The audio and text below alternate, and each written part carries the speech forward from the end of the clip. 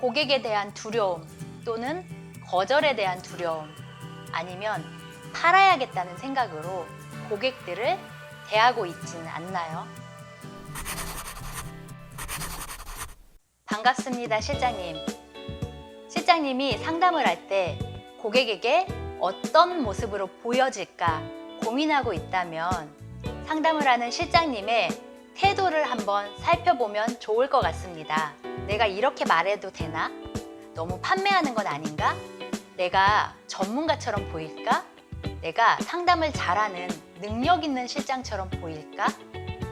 이런 생각들 때문에 고객이 거절을 하면 바로 포기를 하거나 능력 있는 실장님처럼 보이기 위해서 제품 설명을 하고 수술 설명을 장황하게 하고 있지는 않나요? 또는 고객이 엉뚱한 말에 그건 아니죠 이렇게 반감을 표시하고 있지는 않은가요?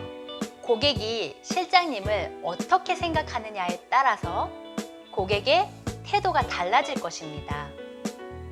실장님의 말을 신뢰하지 못한다면 고객들은 추천을 해도 말을 듣지 않겠죠? 다른 곳에서는 그렇게 이야기하지 않았는데요. 또는 저는 제 생각에는 이게 더 맞는 것 같아요. 이렇게 실장님의 이야기를 들으려 하지 않을 수도 있습니다. 그래서 우리는 고객에게 호감을 주고 신뢰를 주는 사람이 되어야 합니다. 고객에 대한 두려움 또는 거절에 대한 두려움 아니면 팔아야겠다는 생각으로 고객들을 대하고 있지는 않나요? 상담을 하면서 이 사람이 살까? 안 할 것 같은데 조금 더 비싼 걸 이야기해볼까? 괜찮을까? 이러한 생각들로 머릿속이 복잡하진 않은가요? 실장님은 고객에게 어떤 호감을 주고 있고 실장님이 상담을 하고 있는 프로그램이나 제품은 어떤 호감을 주고 있나요? 얼마 전에 제가 아는 실장님이 면접을 봤는데 면접을 여러 군데 돌아다니다 보니 대부분의 내용이 아니면 느낌이 비슷했대요. 그런데 마지막에 면접을 보고 집에 가는데 집에 갈 때 맛있는 커피 사 먹으라며 봉투를 하나 주셨대요. 그 봉투 안에는 10,000원이 들어있었는데 그 10,000원에서 큰 감동을 받았다고 합니다. 연봉은 확정이지만 매출이 더 오르면 챙겨줄 수 있다는 이야기나 원장님이 직원을 아낀다는 이야기들이 모두 진심처럼 느껴졌다는 거예요.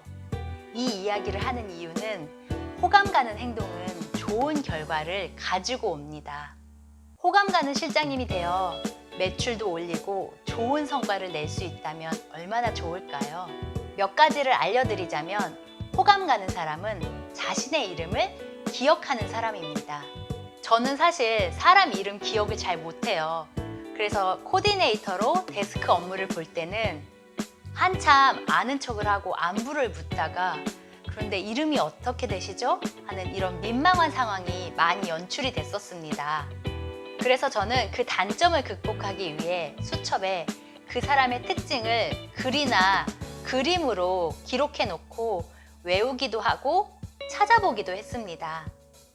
제가 하고 싶은 말은 부족한 부분은 충분히 다른 부분에서 노력해서 채워질 수 있다는 겁니다.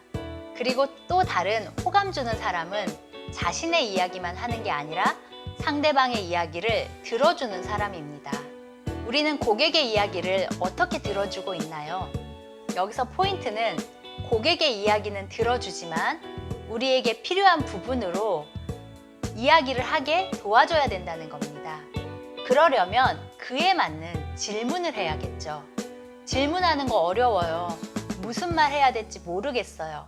한다면 제가 질문 방법은 간단한 게 아니기 때문에 병원 상담실장 사관학교를 통해서 도와드리겠습니다. 실장님, 오늘도 호감 주는 사람이 되어서 호감 주는 상담을 하기 바랍니다.